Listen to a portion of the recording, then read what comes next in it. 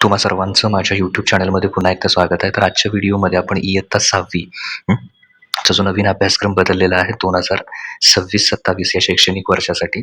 तर त्याच्यामध्ये मराठी माध्यमचा विषय आहे गणित. तर त्या गणितमध्ये प्रकरण क्रमांक 2 आहे रेषा आणि कोन. तर रेषा आणि कोन हे जे प्रकरण आहे तर ते पूर्ण प्रकरण आपण या व्हिडिओमध्ये समजावून घेणार आहोत. त्याच्यामध्ये पहिला उजळणीचा भाग आहे. तर त्याच्यामध्ये काय सांगितलंय बघा, कोणत्याही खेळाचं मैदान आखताना भौमितिक आकारांचा व मूलभूत संकल्पनांचा काय होत असतो, उपयोग होत असतो. तर याच्यात जर बघितलं, शेजारील चित्रात कबड्डीचं मैदान आखलेलं दाखवलेलं आहे.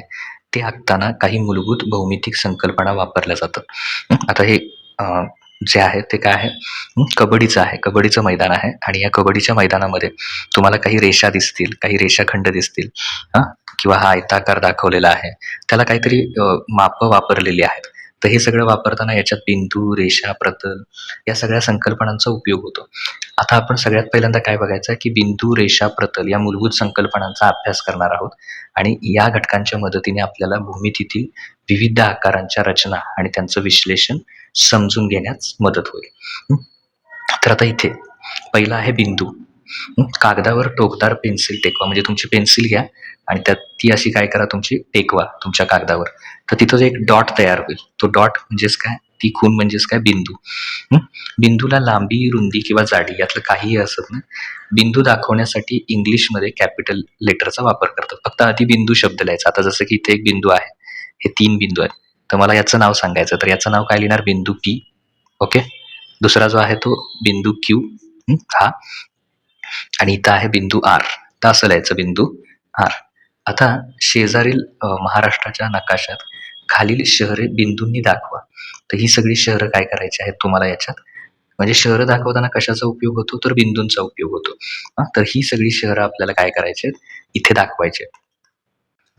तर आता इथे तुम्ही बघू शकता, कोल्हापूर इथं दाखवलेलं आहे. नागपूर आहे जे इथं दाखवलेलं आहे. त्याच्यानंतर नाशिक, हा नाशिक आहे इथे.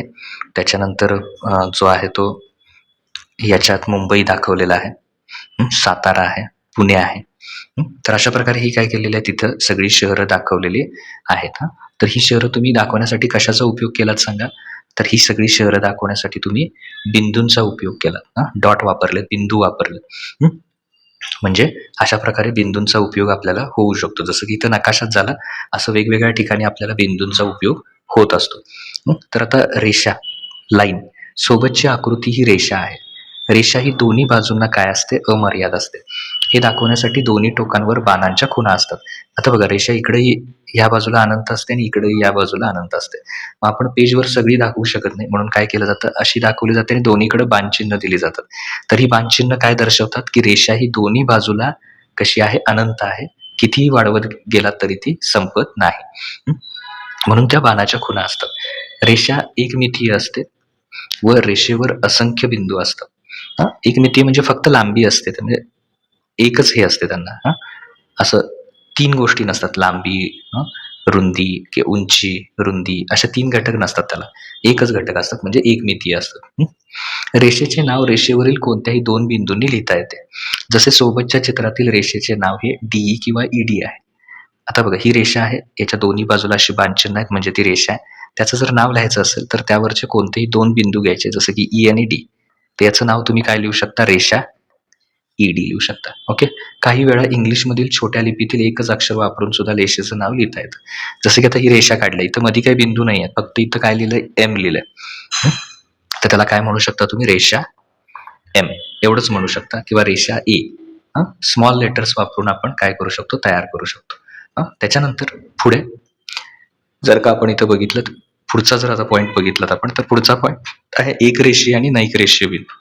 तर त्यासाठी एक कृती सांगितलेली आहे. कागदावर एक बिंदू घ्या, त्यातून जाणाऱ्या रेषा काढा. तर किती रेषा काढता येतील, तर समजा असा कागदावर तुम्ही वहीवर असा एक बिंदू घेतला, त्यातून जाणाऱ्या मला रेषा काढायच्या. तर समजा तो बिंदू आहे पी, तर त्यातून जाणाऱ्या किती रेषा काढू शकतो, 1 2 3 4 अशा बऱ्याच मी अनंत रेषा काय करू शकतो, त्याच्यातून काढू शकतो. म्हणजे याचं उत्तर काय येणार आहे, एका बिंदूतून जाणाऱ्या अशा किती रेषा काढता येतील आपल्याला, अनंत रेषा काढता येतील.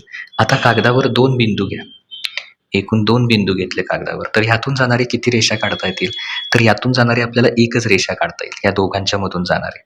ओके. अशा किती रेषा काढता येतील, तर एकच. वरचं उत्तर काय येणार? पहिल्याचं अनंत.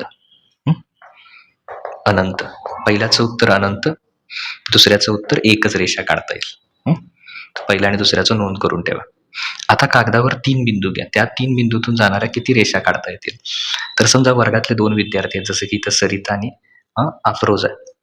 तर सरितानं एकूण किती बिंदू घेतलेत? 3 बिंदू घेतलेत. पण तिनं सगळे असे एका रेषेवरच घेतलेत. त्यामुळे त्यातून जाणारी एकच रेषा काढता येईल. पण अफरोजनं काय केलंय? असे वर-खाली बिंदू घेतलेत. तर मग किती रेषा काढता येतील त्यातून जाणाऱ्या? ही 1, ही 2. पण काय प्रॉब्लेम येतोय? समजा मी पहिली काढली. तर मेन कन्सेप्ट ही आहे. Just a minute. इथे. तर इथे एक रेषा काढली आपण. तर क्यू बिंदू शिल्लक राहतोय. म्हणजे त्याच्यात क्यू येतोय. समजा मी ही दोघं काढली तर कोण शिल्लक राहणार? पी. म्हणजे तिघांमधून जाणारी अफरोजनं जे बिंदू घेतलेत याच्यातून एक रेषा काढता येते. पण याच्यात तिघांमधून जाणारी अशी एक रेषा काढता येत नाही. म्हणजे थोडक्यात काय, सरितानं काढलेल्या तिन्ही बिंदू एकच रेषा काढता येते. अफरोजनं काढलेल्या तिन्ही बिंदूमधून जाणारी एकाच वेळी एकही रेषा काढता येत नाही. अशा 3 किंवा 3 पेक्षा जास्त बिंदूतून एकच रेषा जात असेल तर त्यांना काय म्हणतात? एकरेषीय बिंदू. म्हणजे समजा असे बिंदू आहेत, वेगवेगळे बिंदू आहेत. नाव आहेत त्यांची ए, बी, सी, डी. 3 असतील, 4 असतील. तर त्यांच्यातून जर एकच रेषा जात असेल तर त्यांना काय म्हणायचं? ह्या सगळ्या बिंदूंना एकरेषीय बिंदू म्हणायचं.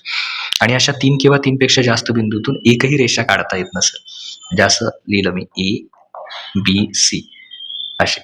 हे काढले तर हा सी शिल्लक राहतोय. म्हणजे रेषा काढता येत नाही तिघांमधून जाणारे. बरोबर? तर अशा वेळी काय म्हणायचं त्याला? नैकरेषीय बिंदू. न प्लस एक रेषीय, म्हणजे एक सुद्धा रेष न काढता येणं, म्हणून नैकरेषीय वापरलाय शब्द. ओके. आता बघा, तारेवर बसलेले पक्षी हे एकाच रेषेत आहेत. हा एका बाजूला वेगळाच आहे, म्हणजे नैकरेषीय आहे. तर असं म्हणू शकतो आपण. आता हे बघा प्रतल. तर त्यासाठी 2 चित्रातील टेबल आणि फळा यांचा पृष्ठभाग काय आहे? सपाट आहे. तर ह्याचा बघा पृष्ठभाग असा काय दिसतोय तुम्हाला? सपाट दिसतोय.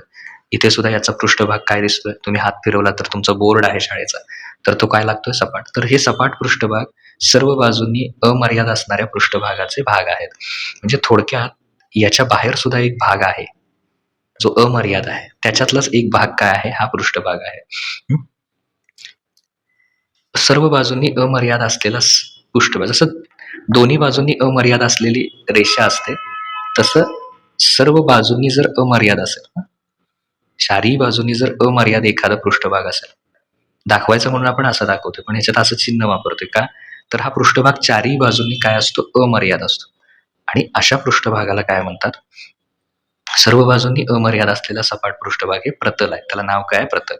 तर त्याच्यासाठी इंग्रजी एखादं कॅपिटल अक्षर ई, आणि प्रतल दाखवताना हे 4 रेषा असतात. तर दरवेळी त्या 4 रेषा आपण लिहायच्या आहेत. जरी दिल्या नसल्या तरी समजून घ्यायचं की प्रतल म्हटलं की एवढाच लिमिटेड नाही आहे तो. तर तो 4ही बाजूंनी वाढणारा काय आहे? पृष्ठभाग आहे. बिंदू, रेषा आणि प्रतल हे भूमितीतील काय आहेत? एक महत्वाचे मूलभूत संबोध आहेत. म्हणजे हे कन्सेप्ट म्हणतात त्याला इंग्लिशमध्ये. तर ह्या महत्वाच्या कन्सेप्ट आहेत. मूलभूत आहेत की त्या कळल्याशिवाय तुम्हाला भूमिती समजणार नाही. म्हणजे ते बेसच आहे त्याचा. आता पुढे रेषाखंड. त्याला इंग्लिशमध्ये आपण सेगमेंट म्हणतो. इंग्लिश वर्ड सुद्धा लक्षात ठेवा. आता कागदावर एक्स रेषा काढली, त्याच्यावर पी व पी क्यू बिंदू घेतले. बिंदू पी पासून क्यू पर्यंतचा सगळा भाग म्हणजे रेषाखंड. म्हणजे समजा मी पी आणि क्यू घेतला, तर हा जो एवढा भाग आहे, बाकीचा सगळा भाग सोडून द्यायचा. हा पी पासून क्यू पर्यंतचा भाग आहे, त्याला काय म्हणायचं? रेषाखंड. ओके. काय म्हणायचं त्या भागाला? रेषाखंड म्हणायचं. बिंदू पी आणि बिंदू क्यू हे रेषाखंडांचे काय आहेत? अंत्यबिंदू आहेत. हे दोन्ही काय आहेत? अंत्यबिंदू आहेत. ओके. दोन्ही बाजूला अमर्याद आहेत, अंत्यबिंदू आहे.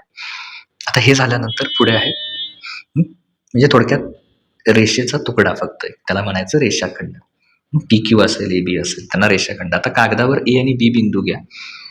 हे 2 बिंदू घ्या, त्यांना वेगवेगळ्या प्रकारे जोडा. ए पासून बी पर्यंत जाण्यासाठी अनेक मार्ग आहेत. त्यातील सर्वात लहान मार्ग म्हणजे काय? लहान मार्ग म्हणजे रेषाखंड ए बी. आता बघा, ए पासून बी पर्यंत जाण्यासाठी असा एक मार्ग आहे, इकडून एक मार्ग आहे, इकडून एक मार्ग आहे. पण सगळ्यात जवळचा मार्ग काय? तर हा रेषाखंड. ए ते बी हा रेषाखंड, हा सगळ्यात जवळचा मार्ग आहे. त्याच्यानंतर तुम्ही सूर्यकिरण बघितला असेल, टॉर्चचा प्रकाश बघितला असेल, लेझर गन मधून येणारा प्रकाश. तर किरण हा रेषेचाच एक भाग आहे, जो एका बिंदूपासून सुरू होतो. सुरू होताना एका बिंदूपासून सुरू होतो, पण दुसऱ्या दिशेनं मात्र तो काय असतो? अमर्याद असतो. मग अमर्याद दाखवण्यासाठी काय वापरतो आपण? बाणचिन्ह. रेषा दोन्ही बाजूंना अमर्याद असते, पण जो किरण आहे तो काय होतो, एका बाजूला सुरू होतो, तो एका बाजूला अमर्याद असत नाही, पण दुसऱ्या बाजूला तो काय असतो, अमर्याद असतो. आता जो सुरू होणारा बिंदू आहे म्हणजे हा बिंदू ए आहे, तर या बिंदू एलाच काय म्हणतात, आरंभ बिंदू म्हणतात. म्हणजे ए हा काय झाला, आरंभ बिंदू झाला. ओके, आरंभ बिंदू झाला. तो झाल्यानंतर इथे आरंभ बिंदू झाल्यानंतर सोबतच्या आकृतीत बिंदू ए हा किरण ए बी चा आरंभ बिंदू आहे आणि बी हा किरणवरील ए बिंदू शिवाय दुसरा एक बिंदू आहे. त्याच्या आरंभ बिंदूपासून किरणाचे वाचन व लेखन करतात, जसे की किरण ए बी, किरण बी ए. असं करता येत नाही. जसं की आता बघा, रेषाखंड आपण म्हणू शकतो, रेषाखंड ए बी असं म्हणू शकतो, ए आणि बी. पण किरणच्या बाबतीत समजा ए पासून इकडं आहे, हा आरंभ बिंदू आहे आणि इकडचा एखादा बिंदू घेतला, तर याला तुम्ही किरण काय म्हणायचं, ए बी. पण याचं नाव तुम्ही किरण बी ए म्हणू शकत नाही, हे चुकीचं आहे. किरण बी ए म्हणायचं नाही. किरण म्हणताना आरंभ बिंदूचंच नाव पहिलं आलं पाहिजे. तर अशा प्रकारे हे करता येईल. आता सराव संच 2.1 जो आहे, तर त्याचा व्हिडिओ मी ऑलरेडी तयार केलेला आहे. त्याची लिंक डिस्क्रिप्शनमध्ये आहे. तिथे जाऊन तुम्ही 2.1 असेल, 2.2 असेल, 2.2च्या वेळेला तो एक वेगळा व्हिडिओ बनेल. आता मी 2.1 पर्यंतचा भाग एक्सप्लेन केलाय. आता 2.1 बघायचं असेल तर त्याचं लिंक खाली डिस्क्रिप्शनमध्ये आहे. तिथे जाऊन तुम्ही 2.1 पूर्ण बघू शकता, कशा प्रकारे सोडवलाय. ओके, तर पुढील व्हिडिओमध्ये पुढचा भाग बघूया आपण.